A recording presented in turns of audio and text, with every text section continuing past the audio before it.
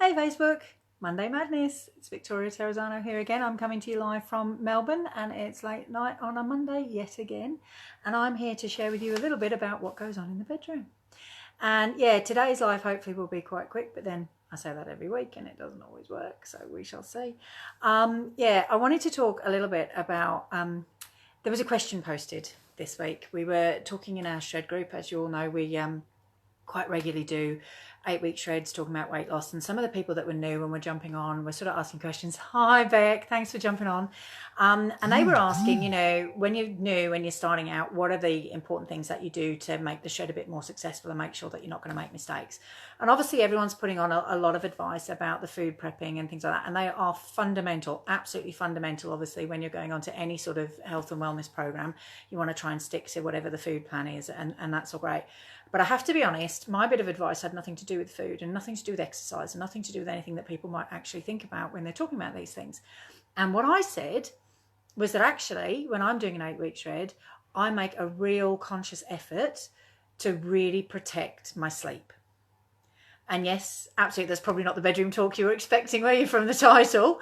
But it's really, really important. And I want to talk about what actually happens to your body and your brain when you're asleep. Hey, Francesca, how you doing? Gorgeous. Thanks for jumping on. Hi, Carolyn. Good to see you. Not even sure what time it is in England, so thanks for that. If anyone has any questions, just pop them on there. If there's anything that I say that you either knew or didn't know or that you want to know more about, obviously let me know and I can give you a bit more information.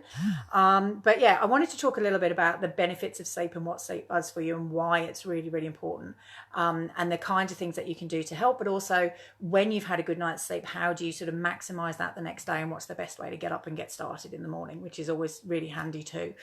So there's a couple of things I want to talk about, and most people probably know this, but obviously in our household, we talk about sleep a lot. Hi, Joe. How you going, gorgeous? Hey, Matt. It must be a good time in the UK. So, yeah, we talk about sleep quite a bit, and we talk about what the body's doing and what the brain's doing while we're asleep. And obviously there's a lot of real benefits to sleep, and, not least of which is your mood. Anyone who's got kids or has had interrupted sleep for a long period of time or has had sickness or anything will know, if you run out of sleep, you also run out of patience. And particularly when you're trying to do some sort of life change or anything like that, it's really difficult to make different choices or the right choices when you're tired. We could all do with more sleep. Absolutely, Joe. Couldn't agree more. So I don't think I'll ever have enough sleep, to be honest. I think that went out the window the second I had children. But yeah, so sleep is really fundamental to your mood. But it also does things like it boosts your immune system. So while you're asleep, little things happen in your body that actually reduce inflammation and allow your body to heal. And obviously we talk a lot in some of my previous slides, we've talked about the way inflammation affects illnesses and disease and recovery from illness and disease, and how inflammation in the body is really sort of the issue. I'm now learning an awful lot about how inflammation actually also ages cells, which is quite interesting. But yes, absolutely, reducing inflammation in the body is absolutely key. So if your body is doing that while you're asleep and you're not sleeping enough, you're not going to be reducing the inflammation enough, and therefore your immunity is going to drop a little bit. And it's also interesting that sleep actually helps maintain a healthy weight. So, you're not necessarily going to lose weight by sleeping. That's not how that works. But you're certainly not going to gain weight because it's helping your body to repair and do what it needs to do and sort of balance all the blood sugars and things. And it improves memory and concentration. You may have noticed mine's a little bit wobbly sometimes. And that's probably from the lack of sleep. So what I wanted to do really was actually talk about some of the bad things that happen when you don't get enough sleep, which is quite interesting. So one of the things, which obviously does relate to the title and maybe more what people were expecting, is that actually when you're not getting enough sleep, it actually lowers your libido. So you're not going to have the same sort of sex drive. You're not going to have the same interest in sex, partly because you're shattered and you don't feel like it and you're miserable. But, actually, funnily enough and weirdly enough, sleeping is going to give you more fun in the bedroom as well, in a way, because it's going to increase your libido. Other things that a lack of sleep have been linked to are actually diabetes, heart disease, even infertility, apparently. A lot of mood disorders, obviously. I've probably had all of them over the years. And weight gain, which is not great.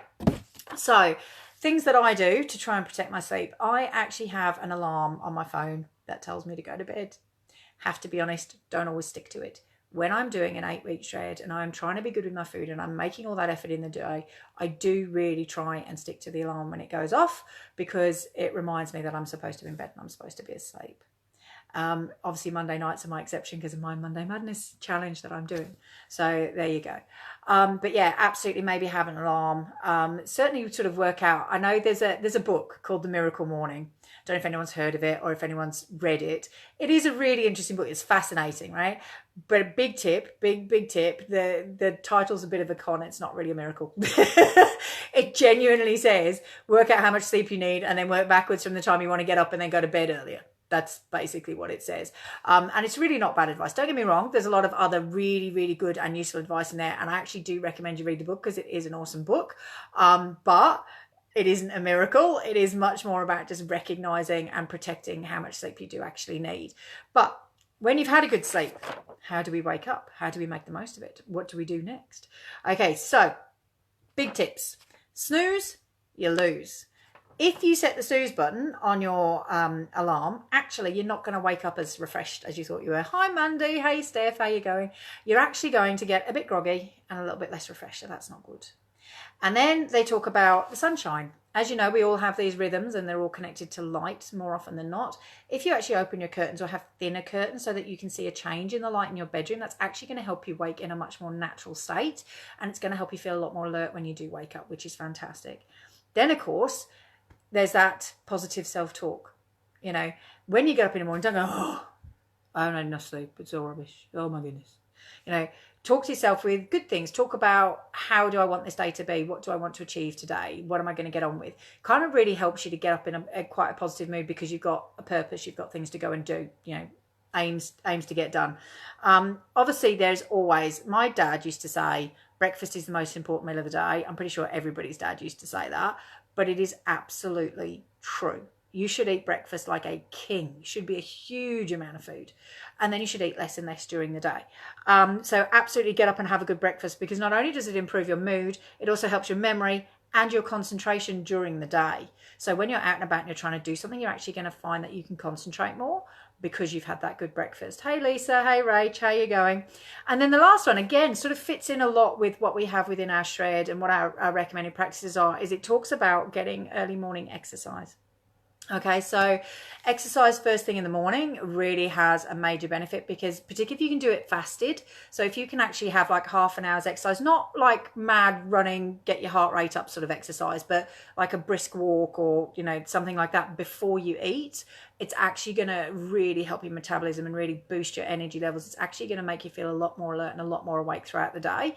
And it's going to help you get a lot more from that meal that you eat, which is awesome. Hello, everybody. So yeah, my big tips would be sleep more to have fun in the bedroom and to just raise your mood and whatever else, but also really to help with your health and your wellness and your weight and everything. Really, sleep is the most underrated thing in the world. And I think particularly as adults in this very busy society, we have so many screens on all the time and it's really difficult for any of us to get really good quality sleep. So yeah, I would say absolutely, if you can, set an alarm and try and actually go to bed that little bit earlier, even if it's only half an hour, or stay in bed an extra half hour in the morning or whatever. But don't set your alarm and then snooze it and snooze it and snooze it. Set your alarm and when it goes off, get up. And then go and maybe have a little bit of a walk around the house. Even if you just like doing the chores, like if you're cleaning the house before you eat breakfast, if you do that sort of quite firmly, you're going to get a little bit of exercise in, and then you eat your breakfast and you've done two things with one effort, really. You sort of got your exercise in before you ate, which is awesome.